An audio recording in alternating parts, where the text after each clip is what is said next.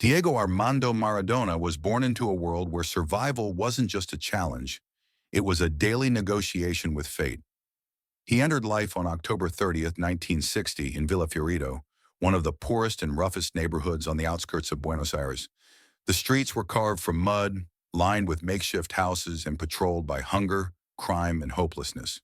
For many children born there, dreams never left the ground. For Diego, they were the only thing he had. His family lived in a cramped home that barely held together, its walls thin enough for the wind to slip through, and its floors soaked whenever rain poured. His father, Don Diego, worked brutal shifts in a chemical factory, coming home exhausted, clothes soaked with sweat and chemicals. His mother, Doña Tota, carried the emotional weight of the household, stretching meals, comforting children, and somehow finding a way to protect Diego from realities too harsh for a child to bear. Many nights she pretended she wasn't hungry so Diego and his siblings could eat. That quiet sacrifice etched itself into Diego's heart forever. But life in Villa Fiorito came with more than poverty. It came with danger. Diego watched neighbors disappear into crime. He saw friends fall victim to the streets. And he learned early that the world wasn't fair. That talent, hope, and innocence didn't guarantee safety. What did guarantee survival was instinct, resilience, and a willingness to fight for every scrap of opportunity. Then came the moment that shaped his mentality forever. When Diego was still a young boy, one of his closest cousins suddenly died, a devastating tragedy that tore through the family. Diego didn't fully understand the loss, but he felt it deeply. It became the first time he realized how fragile life really was, how quickly someone you love can be taken from you. And from that point on, he carried a silent promise within him. If football was his gift, he would use it not just to escape poverty, but to lift his entire family out of the shadows they had lived in for generations. His childhood wasn't defined by joy. It was defined by survival. But within the chaos, there was one beacon of hope, a battered football that became his closest companion. Every day, Diego dribbled through potholes, practiced on dirt fields, and kicked against walls until the sun disappeared. Out there, he wasn't a poor boy from a forgotten neighborhood. He was someone else, someone stronger, someone destined for something extraordinary. In Villa Fiorito, football wasn't a game. It was a lifeline. And for Diego, it was the beginning of the legend he would one day become. Diego's journey from a boy surviving the streets to a boy destined for greatness began the moment he touched a ball. Even in the dirt alleys of Villa Fiorito, his talent was unmistakable. He didn't just dribble, he danced. He didn't just pass, he created angles that didn't seem to exist. For Diego, football wasn't something he learned. It was something that lived inside him, waiting to be unleashed. By the time he was 8 years old, whispers had begun spreading through the neighborhood. People said there was a kid who played like a magician, a kid who controlled the ball as if it were tied to his foot by an invisible string. Adults stopped what they were doing to watch him. Boys twice his size tried and failed to take the ball from him. And coaches who came to scout older players often found themselves unable to look away from the tiny kid with oversized talent.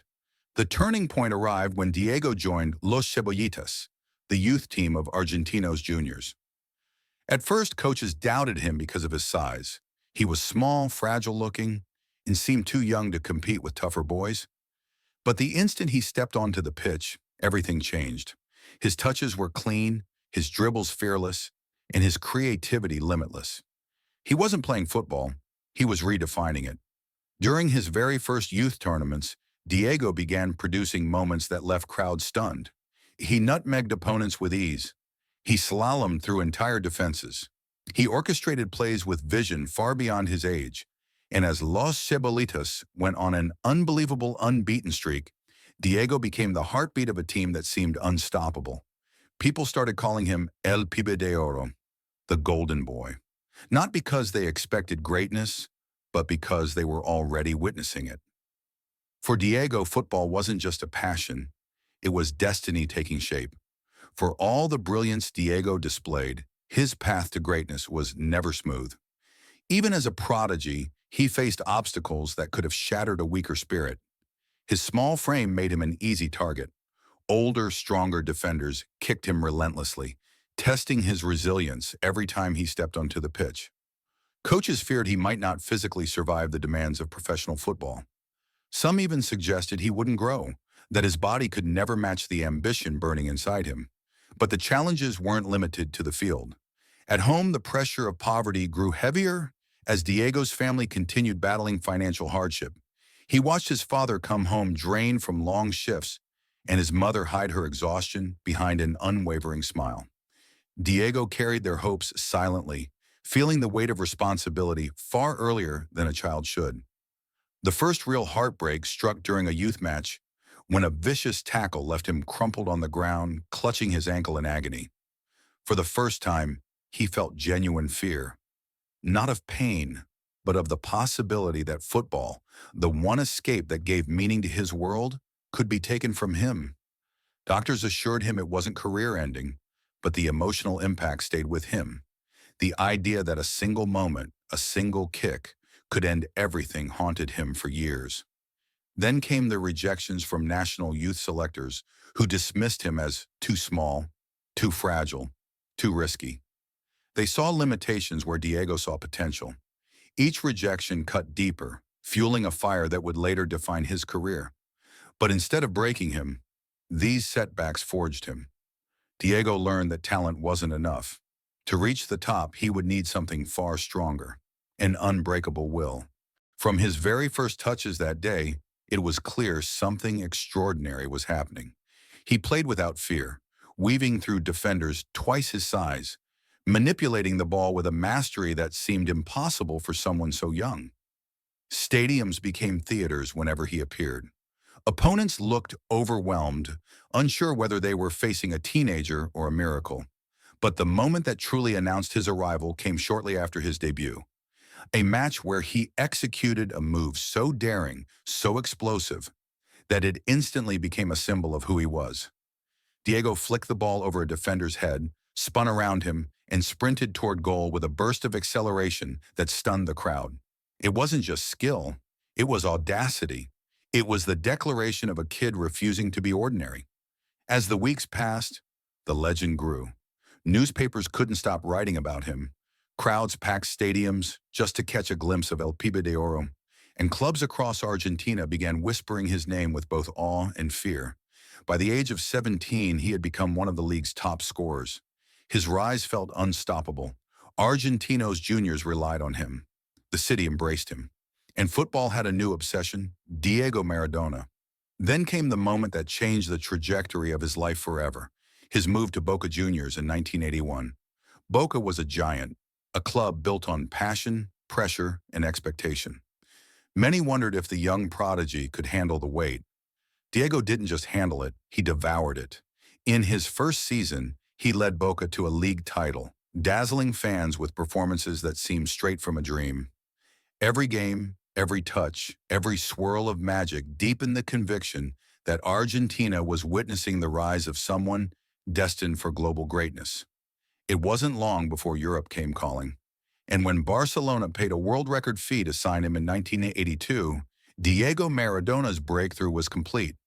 He was no longer a prodigy from Villafiorito. He was a star rising into the global spotlight, ready to conquer the world. Diego Maradona's rise to the top wasn't a gentle climb. It was an eruption. From the moment he stepped into Europe, he carried with him the fire of Villafiorito, the hunger of a boy who refused to be forgotten, and the brilliance of a player who knew he was destined for something extraordinary. But his prime years, the period when he became more than a footballer, when he became a myth, began in the unlikeliest place, Naples. After a turbulent spell at Barcelona, marked by injury, political tension, and a brutal on-pitch assault that left him with a broken ankle, many wondered if Maradona would ever fulfill his promise. The world knew his talent, but they didn't yet know his power. And then, in 1984, he arrived in Napoli, a city drowning in poverty, corruption, and desperation. A city mocked by the North, ignored by the nation, and starving for hope. When Diego stepped off the plane, the city erupted. Tens of thousands filled the stadium just to watch him juggle a ball. They didn't see a player. They saw salvation. And Diego didn't just embrace the responsibility, he made it his mission. From the very beginning, he owned Serie A. His dribbling left defenders dizzy, His vision split defenses open like a scalpel. His left foot struck the ball with a mix of precision and violence that only legends possess. At a time when Serie A was the toughest league in the world, home to ironclad defenses and ruthless defenders, Diego didn't just survive, he dominated. He dictated matches with an authority that defied logic. Napoli, once a struggling club, suddenly became a force that terrified giants like Juventus, Milan, and Inter. But the moment that defined Maradona's rise was the 1986 World Cup, the tournament where he transcended football and entered the realm of mythology. In Mexico, Diego played with a brilliance so overwhelming it felt supernatural. He wasn't just the best player on the field, he was the pulse of the entire tournament. His performance against England remains perhaps the most iconic in football history. Two goals that revealed the full duality of his soul. First, the infamous hand of God, a moment of cunning, controversy, and audacity. A moment that made some furious and others laugh with admiration. Then just minutes later, the goal of the century. A run so breathtaking, so poetic, so impossible that even today it feels like a dream. He danced past five English players, gliding, spinning, accelerating with a freedom that defied physics, and scored a goal that captured the essence of his genius. It wasn't just skill, it was destiny taking physical form. Diego carried Argentina all the way to the final, where he orchestrated the 3-2 victory over West Germany. He lifted the trophy with tears in his eyes, knowing he had delivered a performance so transcendent it would echo for generations. Back in Naples, his legend only grew. He led Napoli to their first ever Serie A title in 1987, then a second in 1990, a Coppa Italia, a UEFA Cup, a Supercoppa Italiana. For the first time in their history, the people of Naples felt equal to the rest of Italy, and it was because of one man. In the streets, they painted murals of him. In homes, they hung his pictures beside saints. Diego wasn't just a player, they called him D10S, God. But behind the breathtaking goals and joyful celebrations, something darker was beginning to take shape. The pressure, the isolation, the temptations of fame, and the shadows waiting for him in a city where the line between adoration and danger was razor thin. Maradona had risen to the top of the world, but the higher he climbed, the more dangerous the fall became. In Naples, Diego was treated like royalty, but he was also trapped like one. Everywhere he went, he was followed, watched, touched, adored, demanded. Streets stopped for him, crowds swarmed him, journalists chased him relentlessly. Privacy no longer existed, and as the pressure intensified, Diego began searching for escape, anything to silence the noise around him and inside him. That escape came in the form of nightlife, toxic friendships, and increasingly cocaine. Naples was a city where the lines between passion and danger were thin, and the Camorra, the local mafia, saw Maradona as both an asset and a trophy. They invited him to exclusive parties, protected him, and gave him access to things he should never have been near. Diego, exhausted by fame and consumed by expectation, accepted it all. What began as temporary relief became a dependency he couldn't control. His performances on the field remained brilliant, but off the field, his life was spiraling. He missed training sessions, gained weight, lost focus, fought with officials, and endured endless rumors about his personal life. Then in 1991, everything collapsed. Diego tested positive for cocaine and was handed a 15-month suspension from football. It was a global shockwave. Headlines screamed his downfall. Fans mourned, critics mocked, and Diego, stripped of the one thing that had given his life meaning, fell deeper into the darkness. The suspension wasn't the end. It was the beginning of his most painful chapter. Soon after, an Italian woman claimed Diego was the father of her son, a claim he denied for decades. The media devoured the scandal. Cameras followed him endlessly. Every misstep became breaking news. Diego was no longer seen as a hero. He was portrayed as a villain, a fallen star incapable of living up to his own legend. But the darkest moment came in 1994. After working tirelessly to revive his career, Diego returned to the World Cup in the United States.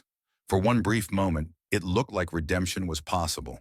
He scored a stunning goal and celebrated with a roar that felt like a declaration of rebirth. But days later, he was expelled from the tournament after testing positive for banned substances. The image of him being escorted off the field, eyes wide, defiant, confused, became one of football's most haunting visuals. It symbolized not just a failed test, but a broken spirit. After 1994, Diego's life became a series of highs and lows: hospitalizations, weight issues, legal battles, failed attempts at rehabilitation, moments of hope followed by crushing returns to addiction. The man who once carried entire nations on his shoulders was now fighting to carry himself. Behind the controversy, though, was a wounded human being, a man who had risen from nothing to the top of the world, only to find the summit cold, lonely, and unforgiving. A man who struggled with mental health long before the world acknowledged its importance. A man who tried desperately to hold on to the magic inside him, even as the noise outside grew too loud. Diego Maradona didn't fall because he was weak. He fell because he was human, and the world demanded he be a god. After years consumed by addiction, scandal, and declining health, Diego Maradona faced a truth he could no longer outrun.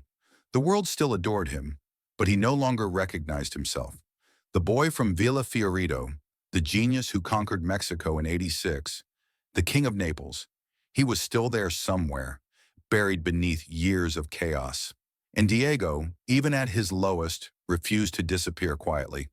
His comeback wasn't cinematic in the traditional sense. There was no single triumphant moment, no miraculous return to past glory. Instead, it was a series of small battles, private, painful, and deeply human. He entered rehabilitation multiple times, each attempt a war between the man he wanted to be and the demons that refused to release him. Some days he won, some days he lost. But Diego kept fighting, not for the world, but for himself and for the people who had loved him long before the fame. Then came the unexpected rebirth: Maradona, the coach. In 2008, he was appointed manager of the Argentine national team, a decision that shocked many but inspired millions. Critics questioned his tactics, his discipline, his preparedness. But Diego wasn't there to please critics. He was there to lead the shirt he had bled for. On the sidelines, he was emotional, theatrical, fully committed, hugging players, shouting instructions, living every second with the passion that defined him. Though Argentina didn't lift the World Cup in 2010, his presence rejuvenated the nation's connection to its team. He showed that while his playing days were behind him, his understanding of the game and his love for it remained powerful. After leaving the national team, Diego continued coaching around the world, from Dubai to Mexico to Argentina, often choosing clubs far from the spotlight. And strangely, those environments suited him. They didn't demand perfection. They wanted the man, not the myth. They wanted Diego, flaws and all. His final coaching role at Gimnasia La Plata became one of the most emotional chapters of his life. Fans greeted him with tears, chants, and banners that celebrated him as the eternal symbol of Argentine passion. In those moments, surrounded by love instead of judgment, Diego found a quiet kind of peace, one he had chased for decades. Physically, he was fragile. Emotionally, he was vulnerable. But spiritually, he was home. Diego's final years were a mix of reflection, struggle, and healing. He reconnected with family. He appreciated small joys. He tried in his own imperfect way to reconcile the whirlwind of his past with the calm he desperately needed. His comeback wasn't a rise back to the top. It was a return to himself. Diego Maradona passed away on November 25, 2020, and the world stopped. News channels broke their scripts. Stadiums dimmed their lights. Cities from Naples to Buenos Aires erupted in grief. Millions poured into streets chanting his name, waving flags, holding photos worn from decades of admiration. It wasn't the farewell of an athlete. It was the farewell of a cultural force, a man whose life had intertwined with the identity, pride, and dreams of entire nations. In the years since his death, Maradona's legacy has only grown more powerful. To some, he is the greatest player ever to touch a football. To others, he is a symbol of rebellion, a man who defied the elites, challenged the powerful, and gave voice to people who felt unseen. And to Argentina, he remains something beyond explanation, a mixture of hero, saint, myth, and mirror of a country's own complexities. Murals of him tower above neighborhoods. Songs about him echo in stadiums. His story has been retold in documentaries, films, books, each one attempting to capture a life too big, too chaotic, too human to ever fully understand. And yet every retelling circles back to the same truth. Diego Maradona changed football forever. He showed the world that genius can come from the humblest places. He showed that flaws don't erase greatness, they reveal humanity. And he showed that legends aren't born perfect. They're born fighting. Diego's legacy doesn't live in trophies or statistics. It lives in the emotion he created, in the magic he produced, in the millions he inspired to believe that impossible things could happen on a football field. He didn't just play the game, he transformed it. And long after stadiums fall silent, one truth will endure. Diego Maradona was unforgettable because he was unmistakably, unapologetically human.